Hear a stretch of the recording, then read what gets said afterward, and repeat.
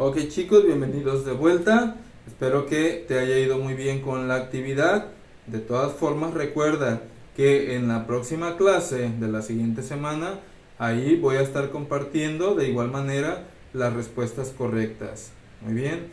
Entonces, antes de comenzar con el siguiente tema, vamos a ver un poquito de vocabulario relacionado con frutas y verduras, que es fruit and vegetables, con el fin de que este vocabulario nuevo tú lo puedas implementar más adelante cuando yo te pida ejemplos de oraciones en inglés y no tenga yo que darte siempre todo el vocabulario que tú puedas usar.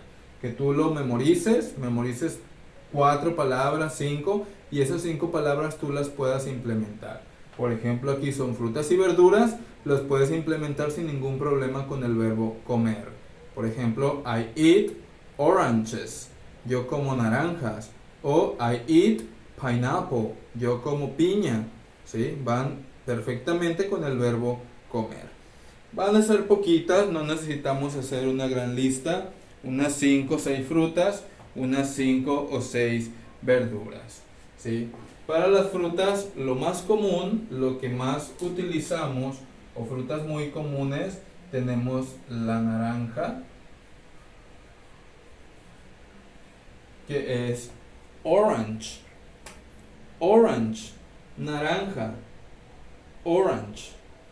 Otra fruta muy común es la manzana, y manzana en inglés le decimos apple, apple, manzana, apple, orange, apple.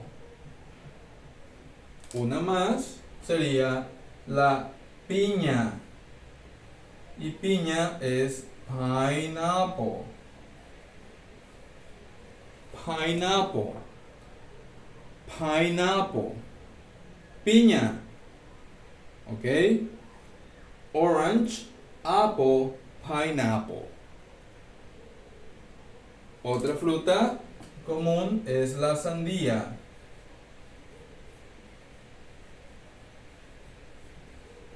que es watermelon, watermelon, watermelon, sandía, ¿sí? Watermelon. Entonces, orange, apple, pineapple, watermelon. Y una más, por último, 5 nada más. Vamos a decir strawberry, strawberry,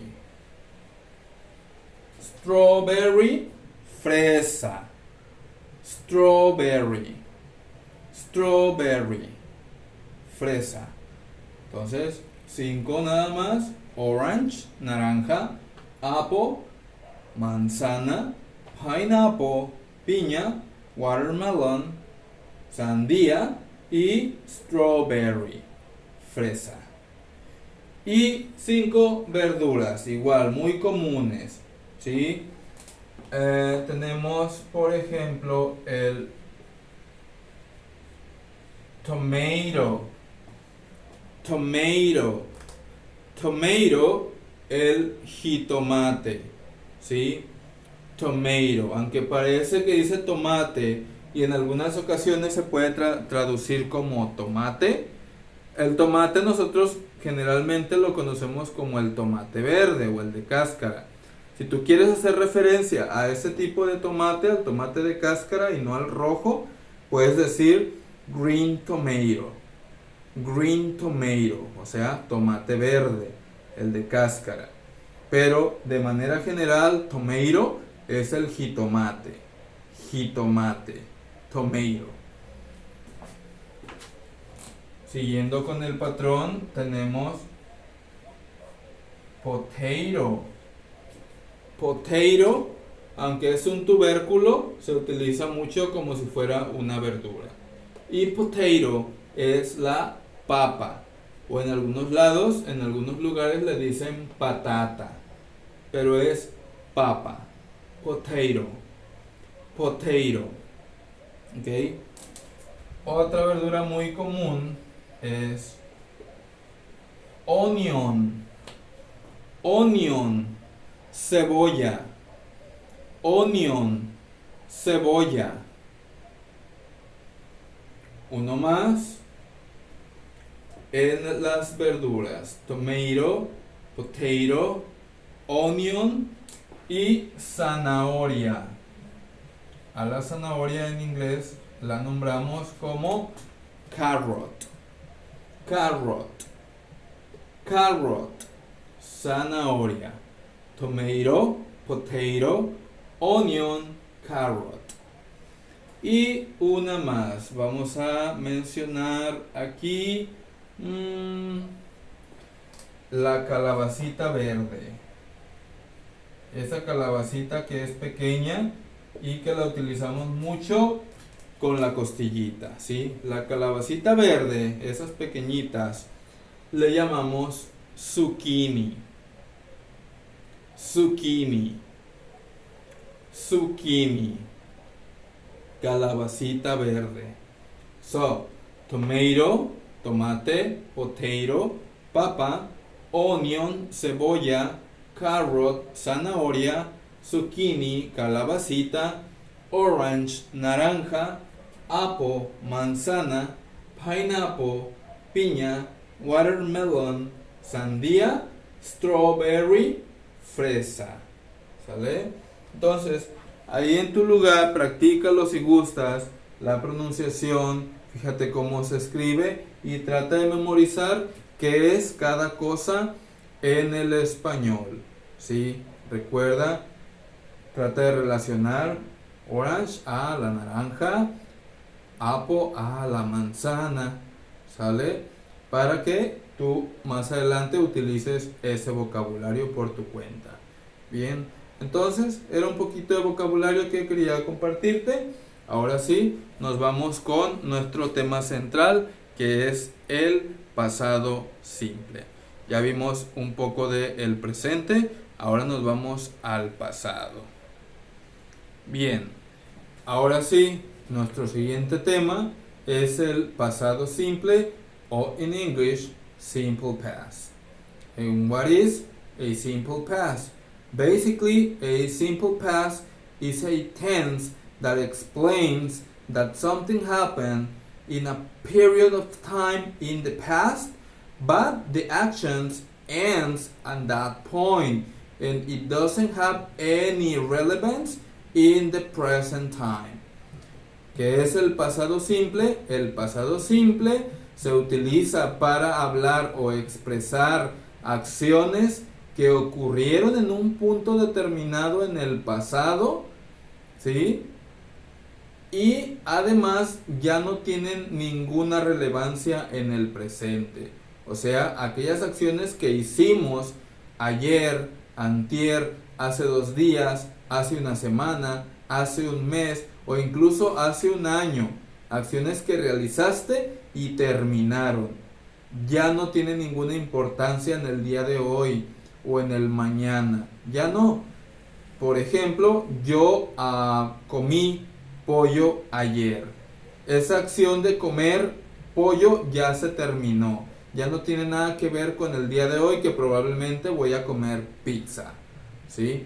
Entonces, ahí está la definición para que la anotes. El simple past como tema y la definición de qué es el simple past.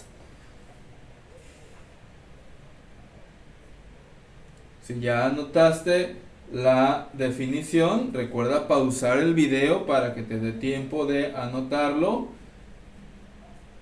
Si ya lo anotaste, entonces te comparto 2 ejemplos ya en inglés de oraciones en pasado que son muy similares a las del presente, pero va a haber un pequeño cambio ahí en el verbo y enseguida de los ejemplos te comparto la estructura, que es lo que va a cambiar para ahora referirnos al pasado, ¿sí? Yo voy a decir que yo trabajé, I worked, ¿sí? I worked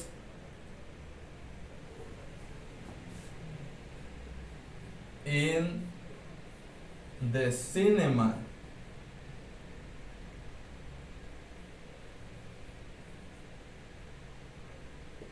I worked in the cinema. Yo trabajé en el cine. ¿Sí? Si te fijas, aquí tengo el verbo work, trabajar. Pero voy a ver un ligero cambio aquí al final del verbo, que es la terminación ed. ¿Sí? Ahorita te explico de qué va eso. I worked in the cinema. O ella estudió.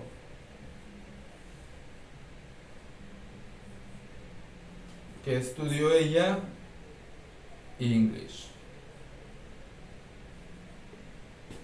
¿Sí?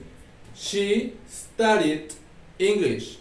Nuevamente aquí el verbo estudiar, si te fijas, tiene esa terminación IED.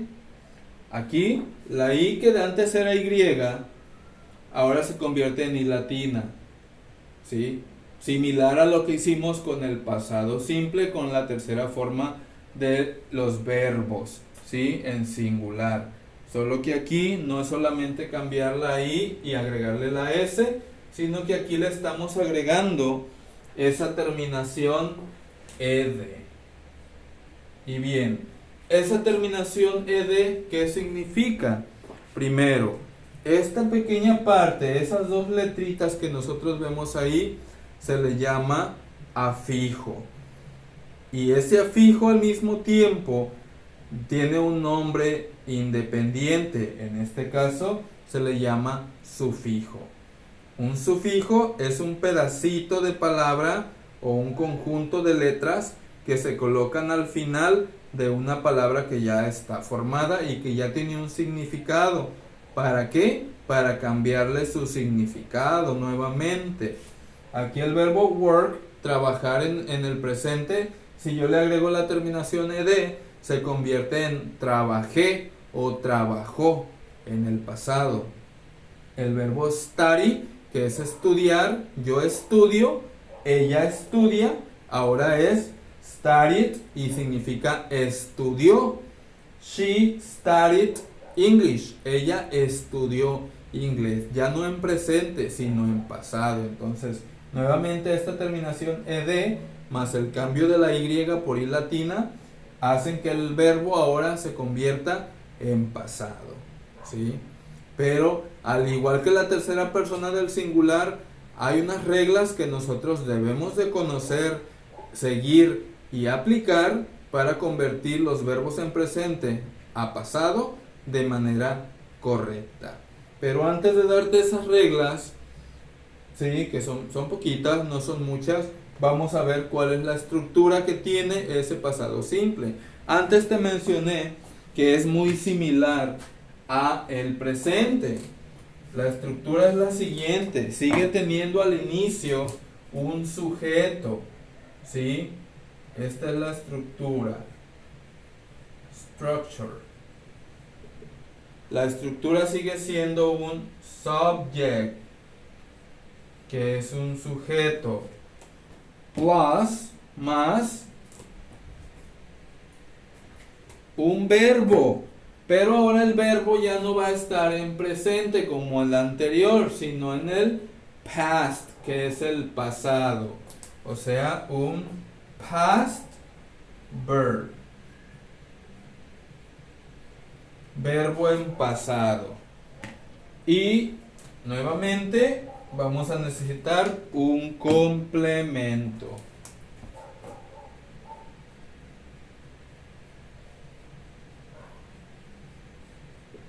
¿Ok? Eso es lo mismo prácticamente. Sujeto, verbo y complemento. Pero el verbo, ¿en qué forma tiene que estar? En pasado. ¿Ok? ¿Y cómo voy a saber cuáles son los verbos en pasado? Bueno, tenemos que aprender a formarlos y ver cómo quedan. Te doy una pista. Generalmente los verbos en pasado tienen la terminación ed. Entonces esa es una manera de tú identificar si la oración está en presente o en pasado. Y también hay unas expresiones que se utilizan en el inglés para hacer referencia al pasado. pero esas de momento no las vamos a utilizar. Vamos a hacer la manera sencilla, ¿sí? Lo primero que tú debes de tomar en cuenta antes de convertir esos verbos al pasado es que hay dos tipos de verbos. Verbos regulares o regular y verbos irregulares o irregular. Regular, que son regulares, y irregular, que son irregulares. En esta ocasión vamos a trabajar solamente con los verbos regulares. ¿Por qué? Porque solamente los verbos regulares son aquellos que se pueden convertir en pasado agregándole ed. Los irregulares no se les puede agregar ed y no tienen solamente una forma en pasado, pueden tener más de una, ¿sí? Ejemplos de verbos regulares. Este verbo work y este verbo study son verbos regulares, ¿sí? Work, study, y voy a poner jump, que es saltar, ¿sí? Los tres verbos son regulares: work, study and jump. Y voy a poner tres verbos irregulares. El verbo correr, que es run. El verbo hablar, que es speak. Y el verbo run, speak y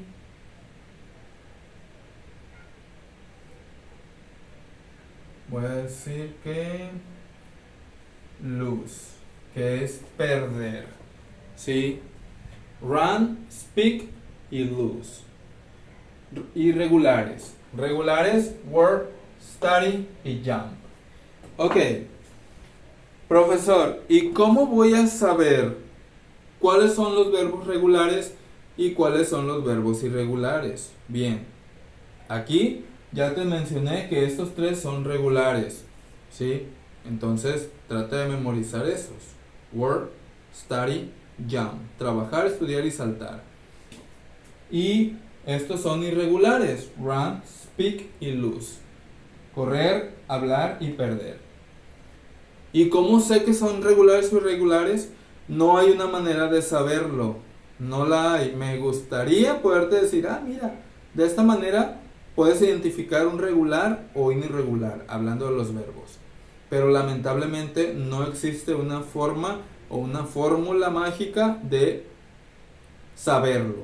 La única manera de saberlo es memorizándolos, estudiándolos, repasándolos y viendo sus formas en presente y pasado, para que si tú ves que el verbo termina con ed en pasado, entonces ese es un regular. Si ves que su forma en pasado no termina en ed, sino en alguna forma diferente al verbo original, entonces muy probablemente ese sea un verbo irregular. Casi al finalizar este tema, te voy a compartir dos listas, una de verbos regulares y una de verbos irregulares, con sus tres formas: en presente, en pasado y en pasado participio, que es la última forma que vamos a ver durante la materia, ¿sí? Pero de momento no te preocupes, solamente ahorita el pasado. Más adelante te envío esas listas, ¿sale? Entonces, analizando la estructura de estas dos oraciones que ya están formadas en pasado, vamos a ver en dónde está cada una de esas partes. El sujeto, ya sabes tú que siempre debe de ir al inicio. Yo, ella. El verbo, pero ahora en pasado.